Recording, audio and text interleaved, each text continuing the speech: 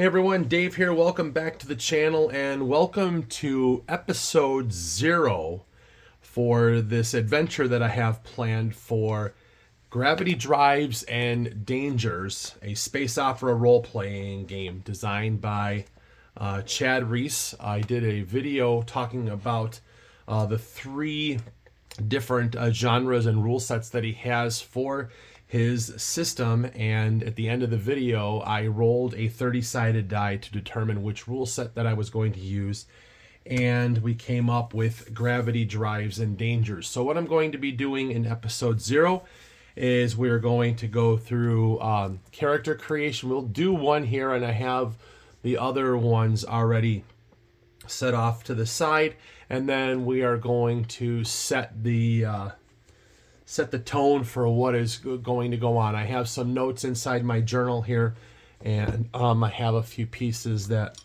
we'll talk about for our map. So basically, to give you the gist of what's going to be happening and the types of characters that we have, we are going to have a specially trained crew as part of Galaxy Fleet, which I am borrowing from Mage Hammer.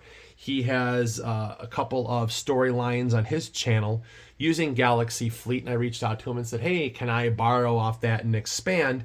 And he said, go for it. So this is what I'm going to do. So I have some rankings that I actually have taken from the actual, like, our military, the United States military's Space Force. And so those are the ranks that we have, and then we're going to have our characters, and we'll go over what they're going to do and what their mission is. But these guys are all going to be have special training for this mission, in particular for extraction and rescue.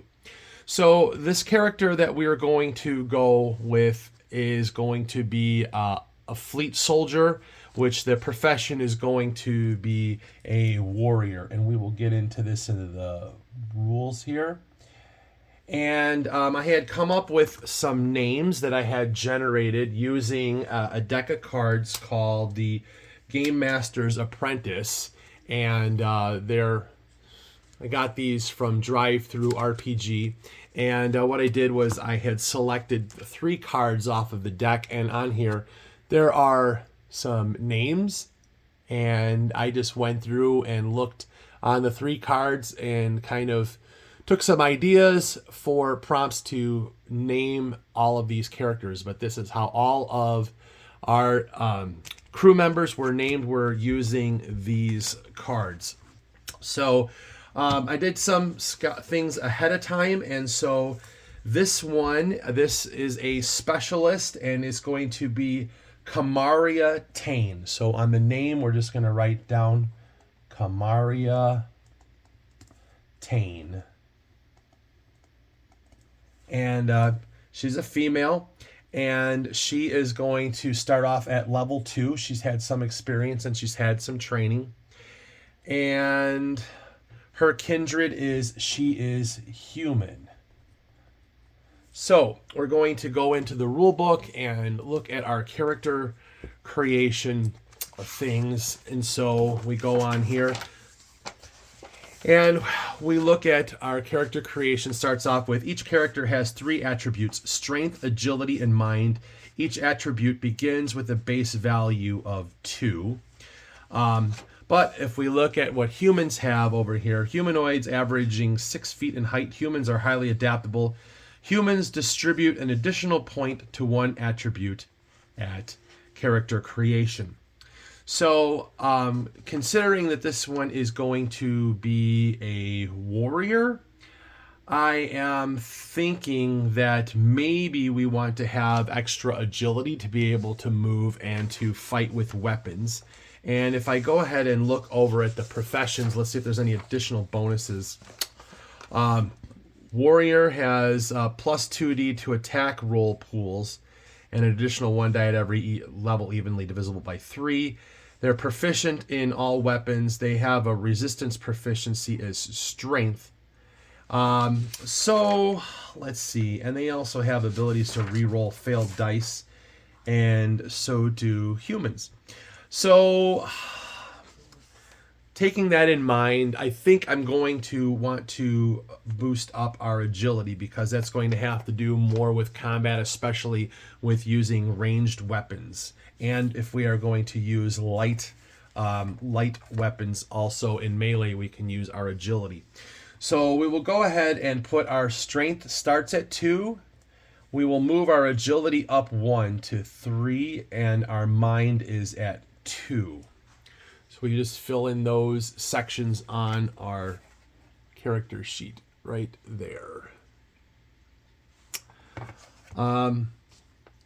We will get to the on the other side of the slash is going to be their resistance, which we will get to that in a moment. We're going to look at a couple of things that we need to move it on our sheet. So we have our character sheet. We have our level 2. We will get to our stamina, which is going to be it starts with a strength. Each character starts with a strength resistance plus 12 in stamina. So our strength resistance is going to be a 2. And so 2 plus 12 is going to be 14, but then since we are on level 2, we gain an additional 1d3 in terms of stamina. And so we're going to get another 3. So 3 plus 2 is 5, so we'll have a stamina of 17. And let's see here. We have that information. Our languages, they're going to speak Galactic, which is the universal language that's used in the space opera games. Also, we'll just leave it as Galactic for right now. We'll just speak one language. She's pretty much going to be a soldier. She's not really too in tune with having to know a lot of things. She's more interested in just wrecking things. And so we look at our kindred. We have these what's called kindred abilities. So humans re-roll a failed profession skill or secondary skill roll once per roll. This ability is in addition to any profession ability that allows re-rolls. So we will just put for our kindred ability, we can re-roll failed profession skill. So re-roll failed professional skill or secondary skill. That's our ability.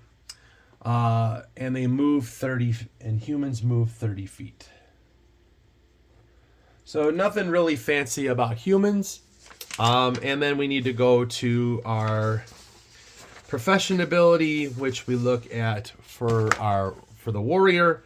And the warrior is a combat specialist skill, so they're going to get plus 2d, which is plus 2 dice to attack roll pools. To attack roll pools. And they can also re-roll a failed die once per attack roll. Re-roll failed attack roll.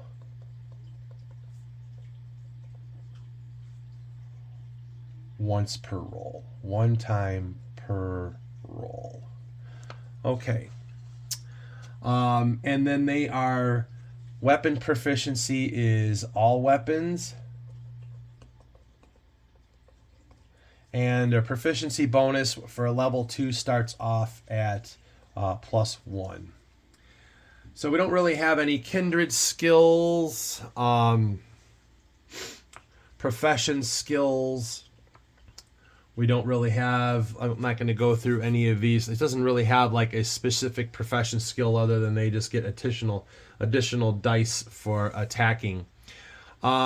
Secondary skill, though, I think we're going to give them a tracking. Because they are a warrior, they want to be able to find the enemies and search them out. So So we have some basic stats right here with our kindred abilities, our profession abilities. There's not really any like kindred skills other than we have the ability to re-roll some dice. And let's go and we'll start looking for some tech and gear that they're going to have, which the tech devices are in the book. So the first thing that we will give them is a communicator. So this device allows communication between anyone with a communicator who is tuned into the same frequency. Communicators can take many forms. The range depends on the communicator, but 15 kilometers is a good range. So tech and gear will have a communicator. And I believe that we will go ahead and give them armor. So we'll go with a light armor. So we'll go with some metal weave. Metal weave armor, which is going to give them an armor of 2. This light armor reduces any attack roll successes targeting the wearer by 2. So when I go up there, armor is 2. And I believe the last thing, so we have armor, there's a communicator, there's a flamer, which is an energy weapon rifle. We have a flight pack, there's a force field belt, invisibility sheath, a lock breaker. There's a med tech regenerator, which is regenerates stamina per use, which is probably pretty good if you're a warrior, which will probably end up doing that. Then there's some scanners and night vision goggles, power armor. There's some other additional weapons, a universal translator, wrist computer, x-ray specs. But I believe for this one, I'm going to go ahead and give them a med tech regenerator. So each time that I use it, it regenerates 1d6 plus 1 stamina per use. And so it will have 12 uses before it has to be recharged or get another one. So we will just put a med tech regenerator. Med tech regenerator.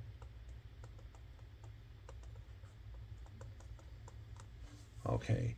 No cybernetics. With this one, we're not enhancing anybody. So when we go over to our tracking skill, we're going to use tracking is going to be our mind. So that will be 2. And then we can have our, would be proficient in tracking would be +1. And so that will give us a total of 3 dice to roll.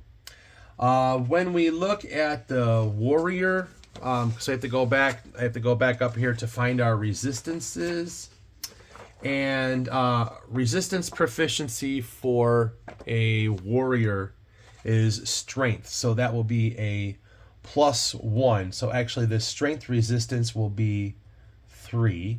And then our agility resistance is 3 and mind resistance will be 2. So it's pretty much what it's going to be is the resistance is whatever that attribute score is, plus any proficiency bonus, any bonuses that you would have to it. So here we have a proficiency bonus for our strength. So that's why this one is an addition of 1. So this is a 3. So 2, 3, 3, 3, 2, 2. Now I think the only last thing that we need to do is give some weapons to this soldier. And so I was kind of looking at some of the, I have some miniatures that I'm going to use, and these are actually from the game Shadows of Brimstone. And these are Shikari Nomad Crusaders. And so I was going to go ahead and use this one and give him, have her fighting with a rifle. So we will go with a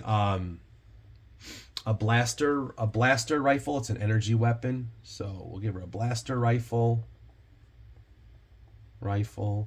So we look at the attribute for that. It's a ranged weapon. So that's actually going to be our agility. So our agility is 3. Our proficiency bonus, we're proficient in all weapons. That's going to give us an additional dice. So that's 1.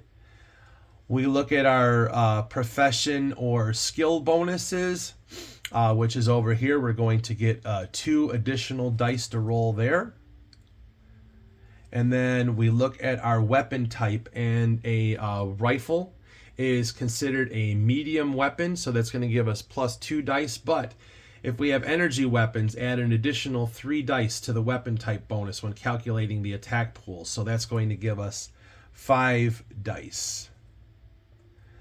We don't have any kind of kindred bonus on that, so we're going to add these all up. So 3 plus 1 is 4, plus 2 is 6, and then plus 5 is 11. So we'll be rolling 11 dice every time that we use the blaster rifle. But that blaster rifle is going to require 2 hands to use, so we won't be able to use anything else with it, like wielding 2 things at one time. Also, we'll give him something that can be used for melee combat, and she's not very strong, but we will give her something that can be used for melee combat. So I guess what I will do is give her some brass knuckles. So brass knuckles. And so again, when we look at our melee, it says a character may use strength or agility if using a light melee weapon. Well, her agility is a 3. So we'll go with the 3 there. Proficiency bonus is going to be plus 1 because they're proficient in all weapons. Professional abilities, plus 2 dice to attack rolls. So that's going to be 2. And the weapon type is just a 1 for it's a light weapon. So we add this up. 3 plus 1 is 4, 5, 6, 7. So 7 dice. So we have our character created. So this is Specialist Kamaria Tane. She is a fleet soldier for Galaxy Fleet. And so she is a human, so we'll put her off to the side. She's equipped with a communicator, some metal weave light armor, and a med tech regenerator, along with her 2 weapons, a blaster rifle and some brass knuckles. This is probably the lowest ranking member of our crew, would be an enlisted soldier. The next one that we are going to have our technical sergeant, Hotaru Bile, who is, their profession is an explorer, but I'm going to call him as a tracking specialist in this particular universe. So we have a tracking specialist. Level 2, has a stamina of 16, has an armor of 2, can move 30 feet. This one is a fell cat, so it's a cat person. So a couple of things that are about him is he has a dark vision, so they can see 60 feet in front of them in the dark. And we're going to have an additional +1 die on perception skill rolls. As an explorer, they will get an additional die to tracking and survival skill rolls and an additional die to their attack rolls. One of their kindred abilities, skills, they have claws. And the way that you figure it out is going to be the skill plus their agility plus their proficiency bonus, and then also the profession skill bonus. So they're going to roll 7 dice every time that they choose to engage in melee with their claws. Let's see. Strength is 2. They have a +2 agility. Fellcats do, so her agility goes up to 4, and her mind is 2. And then on their proficiency bonus, they have a bonus to their agility resistance, so it's going to be a 5. So 2 2 4 5 2 2. And our tracking specialist is going to have a communicator. They're going to have a scanner, and the scanner Has 24 uses, and its device range is a square mile, and it can detect life signs, radiation elements, and other aspects of the environment. And also has a set of X-ray specs. You can use it 4 times. The wearer may use these goggles to see through up to a foot of any wall or barrier that is not made of lead for 30 minutes per charge. So we have, seeing that's just an Explorer, a little bit more gear specifically for that, and especially for going in for extraction and rescue. And an additional secondary skill is going to be mapping. And when we'll end up rolling 3 dice as a bonus for that if we're doing any kind of mapping skills, because we have our attribute is our mind plus our proficiency bonus of 1, so 3 dice. And weapons for our Sergeant Bile are a blaster pistol rolling 11 dice, and also has a machete rolling 7 dice. So weapons, they're proficient with a pistol and a machete and hand axe. Seeing that they are more of an explorer and a tracking specialist, that gear can be used for cutting through most types of brush and handling certain terrain. So we have Hotaru Bile. Next, we have our Chief Engineer.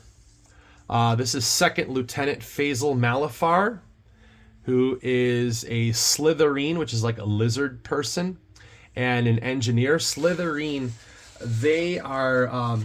well, let me go back and talk about our Felcat real quick. Let me give you a little bit of information about them. So back to Sergeant Bile real quick. They are humanoids averaging about 5 feet in height, covered in fine fur, and the heads and faces resembling cats. They are exceptionally agile and have exceptional senses. So that's why we get the perception bonus and the dark vision. Now we get over to our Second Lieutenant Malafar.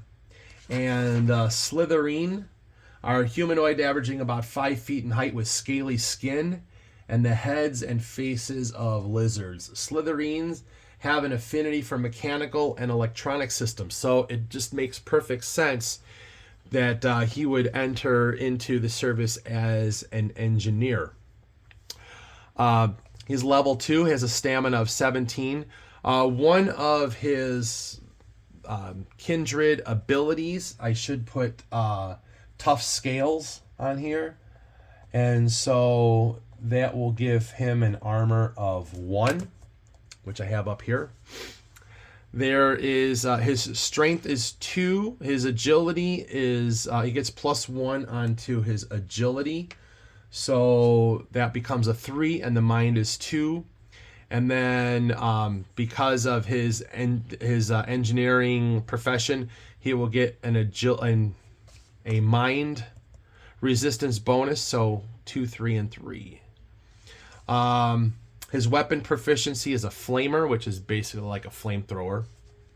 But it is an energy weapon. It just makes a cone of flame. So additional abilities, he gets +1 die to engineering skill rolls. And his profession as an engineer gives him +1 die to repair and engineering rolls. Also has what's called the full Scotty ability, which is an engineer can attempt to create a device from available materials. The DD, which is the Danger Director, sets the engineering skill roll difficulty level and the number of minutes it takes to build the device depending on the purpose, complexity, and available materials. So he can kind of full Scotty, but more so like MacGyver. And then also he starts off with a toolkit that gives him an additional 2 dice bonus to repair and engineering rolls. So my professional skills, I just made sure that I put this down here for engineering rolls. He's gonna, by the time we add on his attribute of mind on that for engineering, I use it as a mind. Proficiency bonus of 1, and then with the professional skill bonuses of +1 here and +2, that's 6 dice.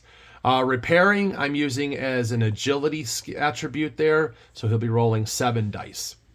And an additional secondary skill is that he is good with computers. Computers, you need to use your mind. Proficiency bonus, so 3 dice right there. And then his tech that he's going to have as an engineer, he's going to have a lock breaker. So the lock breaker can use it 6 times. It may be used to break through any mechanical lock. We have the Flamer, which is an energy weapon rifle, counts as a heavy weapon, and the wielder makes a ranged attack roll. Its cone of flame affects up to 30 feet in front of the wielder, and the Flamer affects anyone caught in the cone. So I can use it 8 times before it has to be recharged. And so I have to be careful, or I should say he has to be careful using this because do not want to engage with shooting at any kind of enemies if they are engaged with his fellow crew members in melee. And then also because he's fascinated with computers and electronics, he does have a wrist computer, and then his weapon is the Flamer, rolling 10 dice. I haven't decided if I think I'm probably going to also give him a light weapon, just using a blackjack. So we'll give him a blackjack, and so he uses his agility is 3, and the weapon type is a 1, so just 4 dice. So he's not really a combat guy, so it's kind of a backup plan there. So that is our chief engineer. And finally we have our captain, Captain Naomi Tama. She's our intelligence officer, and she is an Eld, which is basically like a space elf. Eld are humanoids averaging 5 feet in height with thin features and pointed ears. Eld have exceptional senses and sharp minds. So profession is going to be an investigator, and they speak Galactic and Eld. The other crew members, everybody speaks Galactic, but then Sergeant Biles speaks Felcat, and Lieutenant Malafar speaks Slytherin in addition to Galactic, and Captain Tama speaks Eld. So we look at our statistics. We've gone through, and she's got a strength of 2 and agility of 2, and then they get Eld get +2 mind, so it goes up to a 4, and we have our proficiency bonus of +1. Since Captain Tama has some experience, she is a level 3, and she is proficient with pistols and all light melee weapons. That is what investigators are proficient in. So as an Eld, they're going to get +1 die on perception skill rolls. And as an investigator or intelligence officer, they get +2, because she's level 3, she gets +2 dice to investigation and search skill rolls, and +2 dice with pistol and light melee weapon attack rolls. No other kindred skills. We just already have these profession skills there. I didn't need to fill this in on this sheet. Tech gear, we have a communicator.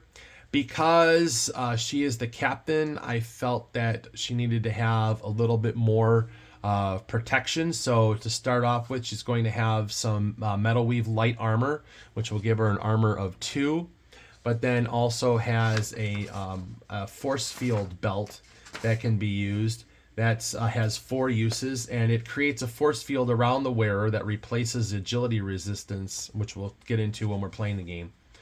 And it's considered to reducing the successes from attack rolls. It's the force fields are considered to have an armor of 8, and negate the successes from attack rolls made with energy weapons targeting the protected character. And the force field lasts an hour per charge.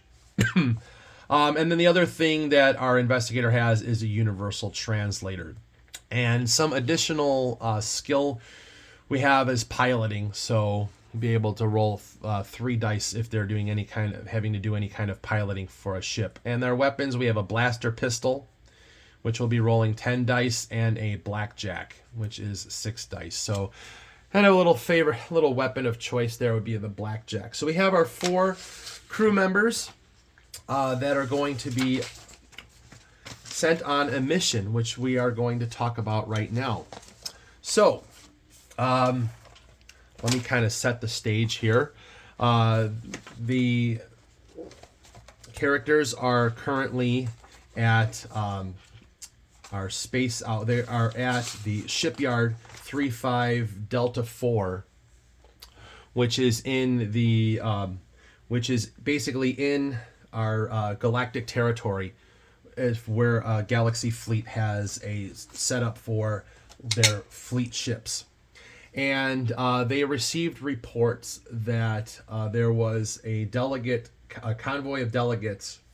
They were traveling to make some arrangements with some of the planets in the system, and their ship was intercepted, and the delegates' vessel was boarded, and they were taken hostage. In the briefing, they're basically saying that the intelligence reports say that they are being held on a planet called Elron 3, which is a mining colony. It's in the fringe belt of the galactic territory, meaning that it's all the way on the outer skirts of what would be considered space, where the Galactic Federation has their rules, protects the planets, and has governing authority. And there's they suspect a mole in Galaxy Fleet, so they're going to have to travel to a Galaxy Force or Galaxy Fleet outpost for further briefings. So before we tie up our episode, a couple of things that I wanted to talk about is the ship that they're going to be using. And I actually got this information from, this was from a Space Trucker deck plans that I got on Drive-Thru RPG. And so I felt that this would be kind of a cool ship to use. This is going to be our Galaxy Scout. This is basically a GSV Horizon. This is a Spectre class scout vessel, and it can hold 4 to 6 members, and it has both fusion drive and then also long range, faster than light, which in this particular system we have a gravity drive where we can fold, which we'll talk about that. Some additional equipment on here. It has a long range sensor array. So here we have our communication sensor array. And we also have reconnaissance drones that'll be in here. We'll talk a little bit more about that when in the beginning of episode 1, as we get ready, where we'll get ready to deploy. And one of the special features about this ship, it has a reduced thermal signature. And what is really, really interesting is that this ship is powered by an artificial intelligence called Oracle. Oracle can pilot the vessel without human intervention, but manual controls remain functional. And the system sometimes suggests course corrections before the pilot has identified problems. Oracle can also controls lighting and temperature controls for our bunks and our crew quarters. And there is an airlock on the side, and Oracle announces the opening and closing even when no one has asked her.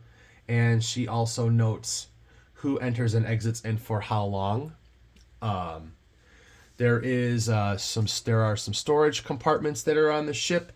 We also have our sensor array, where we have long range sensors, and then we also have our engine room in the back, which Oracle does not necessarily like any kind of maintenance to be done, although some of the engineers disagree with that.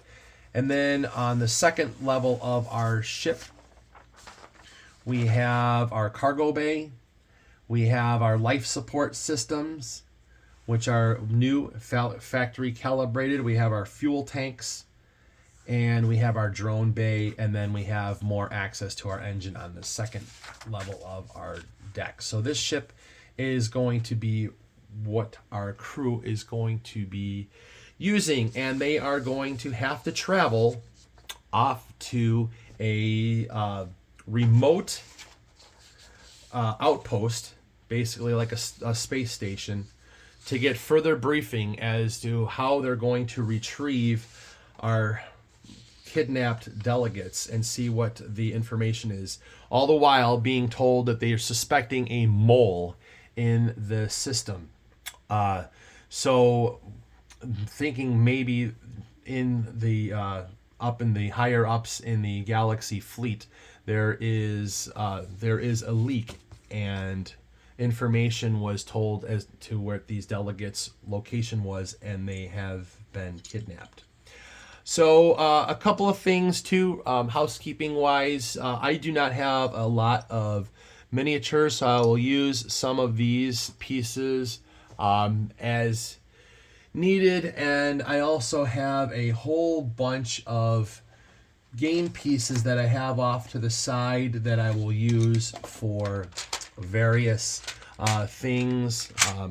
For example, I can put different little pawns on the board to represent our crew members where they're on the ship, different pieces like that. I may use them on some of our maps and everything else like that. But just wanted to get started with this episode, kind of set the tone here. We're going to be going on an extraction and rescue mission with our crew. All right, we will be back with episode 1, where we will start our adventure. All right, thank you for joining me for this episode 0 as we kind of laid some groundwork. And one other thing before I break is that I will be using another resource to kind of help drive the story with Karsten Rosner's solo RPG framework and toolbox for space opera. I will be using this to generate random space encounters as we're making our way through space. All right, thank you guys for sticking with me, and I will see you in episode 1. All right, thank you, and have a good night. Bye-bye.